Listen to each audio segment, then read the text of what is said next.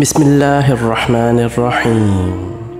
من کی باتیں کے معزز ناظرین، آپ سب سے گزارش ہے کہ ویڈیو کو لائک کر دیں اور چینل کو سبسکرائب کر کے گھنٹی کا بٹن دبا دیں۔ شکریہ۔ اللہ پاک آپ سب کا حامی و ناصر ہو، آمین ثم آمین۔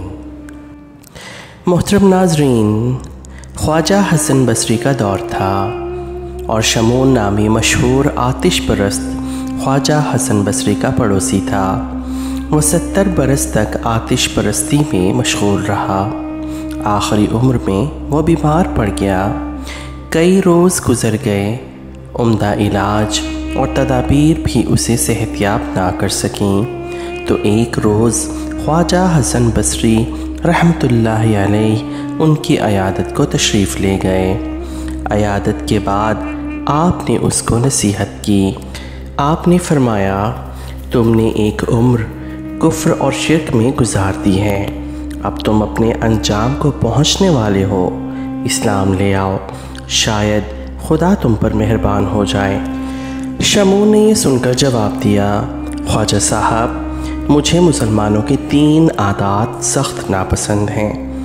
ان عادات کی بدولت میں اسلام سے دور رہا ہوں اور اب بھی مجھے اسلام میں کوئی کشش محسوس نہیں ہوتی۔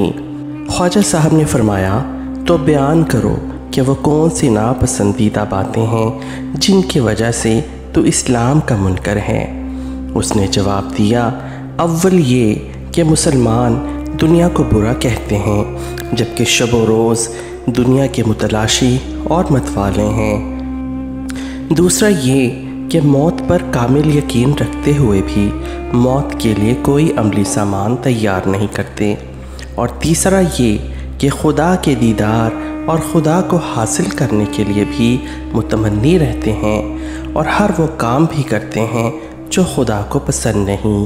خواجہ حسن بصری نے فرمایا، تمہاری گفتگو بڑی اچھی ہے اور اس میں حق شناسی کی دلیلیں بھی ہیں، مگر یہ بتا کہ تو نے صرف ان باتوں کی وجہ سے 70 برس آتش پرستی میں برباد کر دیے، جبکہ ایک مسلمان اور کچھ کرے نہ کرے کم از کم خدا کی وحدانیت پر یقین تو رکھتا ہے، اور اس بات سے اس کو خدا کا قرب تو ضرور ملے گا۔ تیرا کیا خیال ہے؟ تو نے آتش کو جو پوجا ہے تو آگے جا کر تو آگ سے محفوظ رہ سکے گا، اور ہم لوگوں نے تو آتش پرستی نہیں کی تو ہمیں آگ جلا دے گی۔ یہ کہہ کر خواجہ صاحب نے فرمایا کہ ایک آگ جلائی جائے، میں اور شمون دونوں اپنا ہاتھ آگ میں رکھ دیں گے، دیکھتے ہیں کہ یہ آگ آتش پرست کو جلاتی ہے یا خدا پرست کو۔ یہ کہہ کر جلتی آگ میں خواجہ صاحب نے اپنا ہاتھ رکھ دیا، مگر خدا کے فضل سے آگ نے آپ کو کوئی ضرر نہ پہنچایا۔ شمون نے یہ روح پرور منظر دیکھا تو اس کا دل ہدایت الہی سے منور ہو گیا اور فوراً خواجہ حسن بصری رحمۃ اللہ علیہ کے آگے ہاتھ جوڑ دیے۔ اس کے بعد بولا، حضرت ابھی کے ابھی کلمہ پڑھا دیجئے، کفر اور شرک میں ایک عمر بسر ہو چکی ہے اور چند سانسیں باقی ہیں، کیا خبر یہ گھڑی پھر نصیب ہو یا نہ ہو۔ اس کے ساتھ ہی اس نے یہ مطالبہ بھی کیا کہ اگر میں خدا پر ایمان لے آؤں تو کیا آپ مجھے کوئی گارنٹی دے سکتے ہیں کہ میں عذاب الہی سے بچ جاؤں گا؟ خواجہ صاحب نے فرمایا، کیوں نہیں، میں تمہیں لکھ کر دے دیتا ہوں کہ اگر تم مسلمان ہو جاؤ تو خدا تمہیں ضرور بخش دے گا۔ چنانچہ ایک اقرار نامہ تیار کیا گیا جس پر خواجہ حسن بصری اور دیگر عادل حضرات کے دستخط بطور گواہ کے رقم کیے گئے۔ پھر شمون نے کلمہ پڑھا اور مسلمان ہو گیا۔ ادھر وہ مسلمان ہوا اور ادھر اس کی روح اس کے جسم سے پرواز کر گئی۔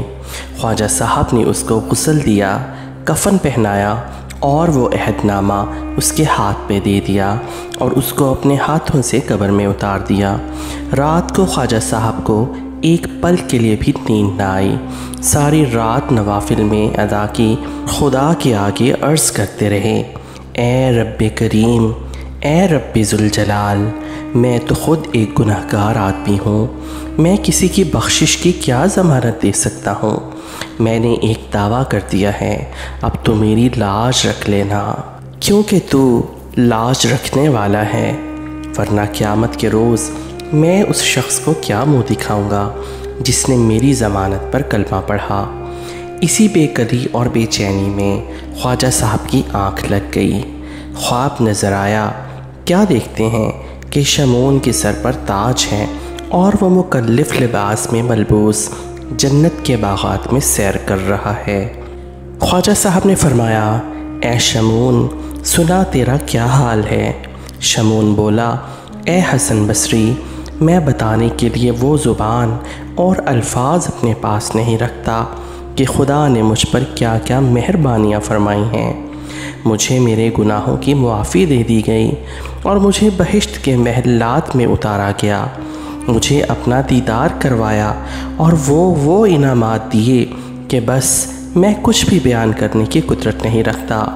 پھر اس نے وہ عہد نامہ حضرت حسن بصری کو واپس کر دیا اور کہا، اب آپ پر کوئی ذمہ داری نہیں، کیونکہ اب آپ ہر ضمانت سے سبکدوش ہیں۔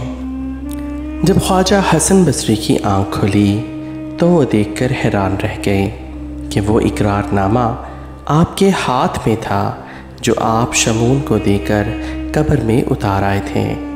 آپ فوراً سجدے میں گر گئے اور عرض کی کہ اے مالک کون و مکان، تیری ذات کتنی مہربان اور کتنی غفور الرحیم ہے۔